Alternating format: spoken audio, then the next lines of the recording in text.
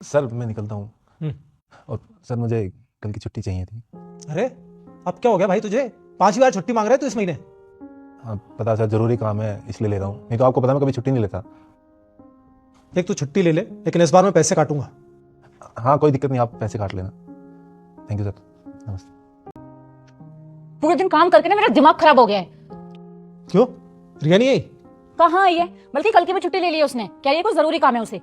लो, अभी इसका पति कल की छुट्टी लेकर गया हैं? ये दोनों हस्बैंड वाइफ एक साथ छुट्टी लेते हैं क्या? इस महीने की 5वीं छुट्टी है इनकी। पता नहीं ऐसे कौन से काम है जो साथ में करते हैं लोग। सच में बहुत हो गया इनका। शाम तक आ जाएंगे। दुष्यंत, देखना इन दोनों को, यहाँ घूम रहे हैं दोनों। ये हो रहा है इनका जरूरी काम। हम बिना पूछे छुट्टी देते हैं ना, इसलिए मजे कर रहे हैं दोनों। तुम दोनों क्या कर रहे हो? तुम दोनों यहाँ पर? दीदी वो क्या, वो तुम दोनों ने इसलिए छुट्टी ली थी? तुम अच्छे से जानती हो ना मेरी तबीयत ठीक नहीं है, उसके बावजूद मैंने तुम्हें छुट्टी दी। पिछले महीने की तुम्हारी छुट्टी के पैसे भी नहीं काटे हैं मैंने। अरे मैडम, आज इसका एग्ज़ाम था इसलिए छुट्टी ली है, और इसको बाहर का कुछ ज़्यादा पता नहीं है इसलिए मुझे भी छुट्टी लेनी पड़ी इसके साथ आने के लिए। अरे कौन सा एग्जाम दिला रहा है? डॉक्टर बनाएगा कैसे? नहीं डॉक्टर तो नहीं बनाना, पर जो ये बनना चाहती है वो तो बना ही सकता हूँ ना सर। ये पढ़ना चाहती है और मैं इसका पति हूँ, तो मुझे तो इसका साथ देना पड़ेगा ना। मैं इतना पढ़ा लिखा नहीं हूँ, अगर ये पढ़ लेगी तो दुनिया हमारा पागल नहीं बना पाएगी। अरे इसे पढ़ना लिखना भी आता है क्या? क्या करोगे इसे पढ़ा लिखा कर? अच्छा भला घर का काम करती, काम करने दो।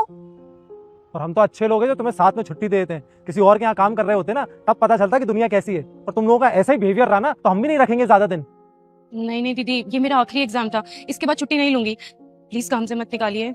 कैसे छुट्टी नहीं लोगी? अगले हफ्ते एक और एग्जाम बचा हुआ, वो कौन देगा? उसके लिए भी तो छुट्टी लेनी है। देखिए सर, छुट्टी तो ये लेगी और मैं भी लूंगा। अगले हफ्ते इसका एक और एग्जाम बचा हुआ है। सीटेट कर रही है, बहुत मेहनत करती है, पूरा दिन लोगों के घर काम करके आती है, थक जाती है, उसके बाद भी रात को आके पढ़ती है। और 12th में भी इसके बहुत अच्छे मार्क्स आए थे। और सर ये तो नहीं है कि हम गरीब है इसका मतलब हम पढ़ नहीं सकते। तुम्हें क्या लगता है कि तुम्हारी वाइफ सीटेट का एग्जाम क्लियर कर भी पाएगी? पता है कितना टफ एग्जाम होता है उसका? मेरा भाई पिछले 3 साल से ट्राई करा लेकिन क्लियर नहीं कर पाया है, तो ये कहां से क्लियर करेगी? ये फेल होगी और साथ ही साथ तुम दोनों इस जॉब से भी जाओगे। क्या फायदा है? अरे काम कर रहे हो, काम करते रहो, क्योंकि अगर जॉब नहीं होगी ना तो ये बड़ी बड़ी बातें भी नहीं कर पाओगे। और चलो मान भी लिया कि इसने सीटेट क्लियर कर भी लिया, तो क्या भरोसा है तुम्हारे साथ ही रहे? क्या पता ये कहीं और अफेयर चला ले, क्योंकि आजकल का तो यही हिसाब है। पति अपनी वाइफ को पढ़ा लिखा कर इतनी बड़ी ऑफिसर बनाते हैं और पत्नियां कहीं और निकल जाती हैं। तो सोच लो। रुक जा बेटा, मैं संकट मोचन हनुमान हूँ, मैं तेरे सभी संकट दूर कर दूंगा। तू इस वीडियो को लाइक करके चैनल को सब्सक्राइब कर ले और कमेंट में जय श्री राम। दीदी मैं कुछ बनूं या ना बनूं, पर मैं रहूंगी इन्हीं के साथ। देखो स्वरा बिल्कुल ठीक कह रही है। ये एग्जाम वगैरह ना सबके बस की बात नहीं होती, बहुत टफ होता है। इसलिए काम पे ध्यान दो और आगे से छुट्टी मत मारा करो तुम लोग। देखिए सर, आसान है या मुश्किल वो तो रिजल्ट ही बताएगा। हाँ, आपको अगर हमें काम पे नहीं रखना कोई बात नहीं, हम नहीं करेंगे। अब तक का हमारा जो भी हिसाब हो वो हमें दे देना। चलो।